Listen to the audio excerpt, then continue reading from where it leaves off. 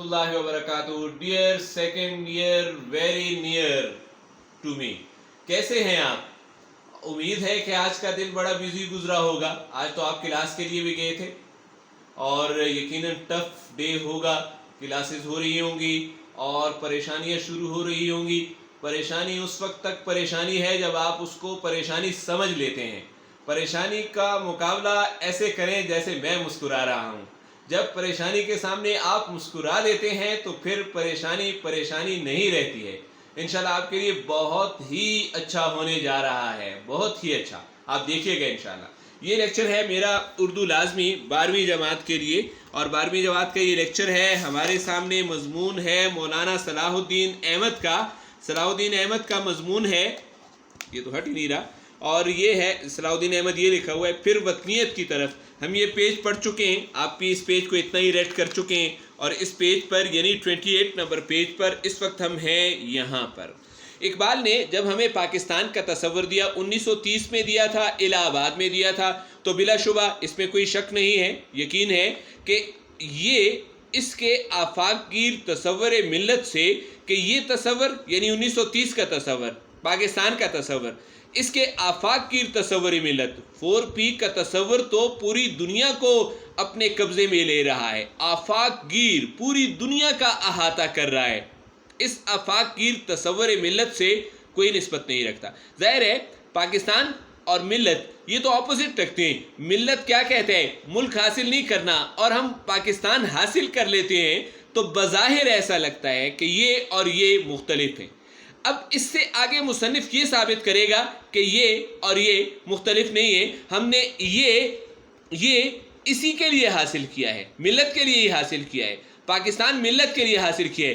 पाकिस्तान हासिल हो गया, अब मिल्लत की कोशिशें करें और कोई निस्बत नहीं रखता. लेकिन उसकी इकबाल की रुजत, वापसी, पलट जाना, कहाँ पलटे हैं? इस पलटने को देखें.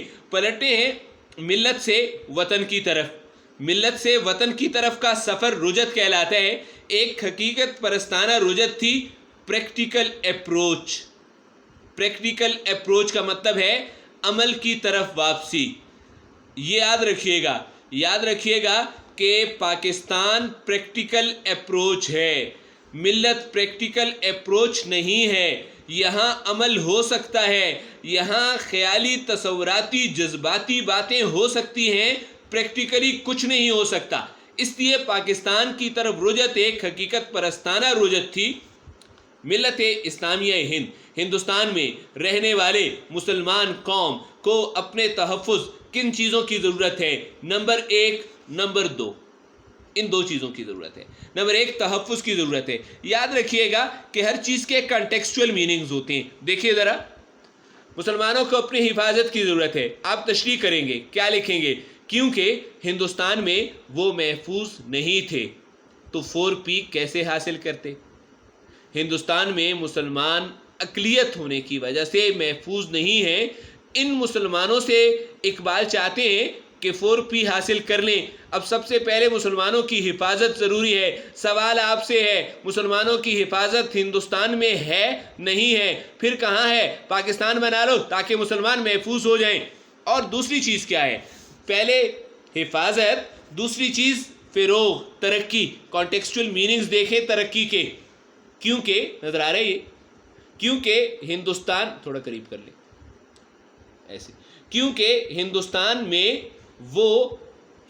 में वो तरक्की हासिल नहीं कर सकते. जब मुसलमान ख़ुद तरक्की नहीं कर सकते हैं हिंदुस्तान में, जब वो ख़ुद तरक्की नहीं कर सकते तो 4P को कैसे हासिल करेंगे? पहले तो ज़रूरी ये है कि मुसलमान तरक्की हासिल कर लें. अब तरक्की हिंदुस्तान में मुमकिन नहीं है. तरक्की के लिए अलग वतन हासिल कर लें. अब जब मुसलमान अपनी हिफाजत कर लेंगे और जब मुसलमान अपनी तरक्की हासिल कर लेंगे तो इन दोनों की वजह से क्या हो जाएगा? वो मजबूत हो जाएंगे और तरक्की याफ्ता हो जाएंगे. तो अब 4P हासिल करना आसान हो जाएंगे. उम्मीद है समझ आ गई होगी. इसलिए ये पहली चीज़ है कि मुसलमान क्या कर लें. मुसलमान किधर है मुझे? तहफ़्फ़ुज़ और अपने फ़रोग़ के तकाज़े पूरे करने के लिए इनके तकाज़े, ज़रूरत को पूरी करना है. हमें ज़रूरत है, तकाज़ा है, ज़रूरत है. नंबर 1 तहफ़्फ़ुज़, नंबर 2 फ़रोग़. تو اس کو پورا حاصل کرنے کے لیے ہمیں کسی بحر بے پایاں کی ضرورت نہیں ہے. بحر سمندر بے پایاں جس کے کنارے نہیں ہیں, ایسے سمندر کی کیا ضرورت ہے؟ یہ کیا ہے؟ یہ 4P ہے. 4P ایک ایسے سمندر کی طرح ہے جس کے کنارے نہیں ہیں, یا ایسے آسمان کی طرح ہے 4B جو بے قرار ہے, جس کے حدود نہیں ہیں. بغیر حدوں والا آسمان یعنی 4P. نہ ہمیں اس سمندر کی اور نہ ہمیں آسمان کی ضرورت ہے. پھر ہمیں کس چیز کی؟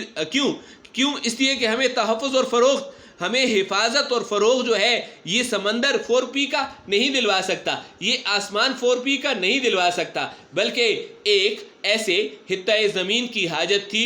زمین کے ایک چھوٹے سے ٹکڑے کی ضرورت ہے, یعنی وطن کی ضرورت ہے, جس میں ہم سمائیں گے, بس جائیں گے, یا سمٹ کر اکٹھے ہو جائیں گے, یا پھیل کر, یا ایک دوسرے سے دور الگ بٹ کر رہیں گے. جیسے بھی رہیں, ہمیں ایک آزاد اسلامی زندگی بسر کرنا تھی. خداوند تعالیٰ کے, اللہ تعالیٰ کے فضل اور احسان سے ہم پر خاص کرم ہوا, احسان ہوا, مہربانی ہوئی. ہماری یہ ضرورت, کون سی ضرورت؟ 1 اور 2. کون سی ہیں یہ 1 اور 2؟ آپ بتائیے. میں نے بتا دیا ہے. ہماری یہ ضرورت, 2 ضرورتیں تھیں ہماری, 1 اور 2. اب آپ بتائیں, سوال آپ سے میں نے پوچھا ہے, ایک حد تک پوری ہوئی, کسی حد تک مکمل حاصل نہیں ہوا. یہاں اس بحث میں بعض لوگ تکرار بھی کرتے ہیں, ایک بات پر بحث کرتے ہیں, کہتے ہیں میں نہیں الجھ رہا, میں اس بحث پہ نہیں پڑھ رہا, کیونکہ یہ بے سود ہے, اس کا فائدہ نہیں ہے. کہ ہم میں سے کتنے اس نعمت عظمیٰ سے بہرہ مند ہوئے, کتنے لوگوں کو یہ عظیم نعمت حاصل ہوئی, بہرہ مند ہونا حاصل ہوئی. کیوں؟ اس لیے کہ بہت سارے لوگ, یہاں دیکھیں, بہت سارے لوگ تو قربان ہو گئے اور بہت سارے لوگ تو ہندوستان میں رہ گئے. سوال بحث اس بات کا ہے کہ جب آپ نے پاکستان بنانا تھا تو سب لوگوں کے لیے بناتے. کتنے لوگ اس نعمت عظمیٰ سے بہرہ مند ہوئے؟ یہ جملہ ایسا نہیں ہے کہ ہم میں سے کتنے اس نعمت عظمیٰ سے بہرہ مند ہوئے. جملہ ایسے, ہم میں سے کتنے اس نعمت عظمیٰ سے بہرہ مند ہوئے. اس کتنے کا کیا مطلب ہے؟ کم لوگ. کیوں؟ کہ بہت سارے قربان ہو گئے. آپ کو سمجھ آ رہی ہے؟ اور بہت سارے ہندوستان میں رہ گئے. کم لوگوں کو پاکستان میں آنا نصیب ہوا. مصنف کیا کہتے ہیں؟ جس قدر بھی بہرہ مند ہو سکے, جتنوں کو بھی پاکستان مل گیا, ان کے لیے نجات و فلاح کا ایک ہی راستہ ہے. ان کی نجات, ان کی حفاظت, ان کی ترقی کا ایک ہی راستہ ہے. دیکھیں یہ چل رہے, تحفظ, نجات, فروغ, ترقی. ان کی نجات اور فلاح کا ایک ہی راستہ ہے, اور وہ راستہ وطن کی والہانہ محبت. اپنے وطن سے بہت زیادہ محبت کرو, اور یہ محبت ایک مرغزار کی طرح ہے, ایک سرسبز کھیت کی طرح ہے. اس محبت میں سے ہو کر آگے بڑھو تو آگے تمہیں ایک فوج عظیم حاصل ہوگی, ایک بڑی کامیابی حاصل ہوگی. بڑی کامیابی کیا ہے؟ 4P بڑی کامیابی ہے, جو مومن کی منزل مقصود ہے, اور مومن تو اسی منزل کو, اسی 4P کی منزل کو حاصل کرنا چاہتا ہے. ڈیئر اسٹوڈنٹس, امید ہے کہ آپ کو لیکچر کی سمجھ آ گئی ہوگی. جہاں سے سمجھ نہ آئے ڈیئر اسٹوڈنٹس, پلیز یہ مانی نوٹ کرنے والا کام نہیں کریں, لیکچر کو سمجھیں. مجھے خوشی ہوگی کہ آپ کے کوسچنز آئیں. ایک چیز جو سمجھ نہیں آئی ہے وہ مجھ سے پوچھیں, میں آپ کو اس کا آنسر کروں گا, اور انشاءاللہ آپ کو تمام چیزوں سے تسلی حاصل ہوگی. اپنا کام جاری رکھیں. آپ کے لیے جو چیز میں لے کر آ رہا ہوں اس پر کام کافی حد تک ہو گیا ہے. انشاءاللہ بہت جلد آپ کو گڈ نیوز ملیں گی. Thank you.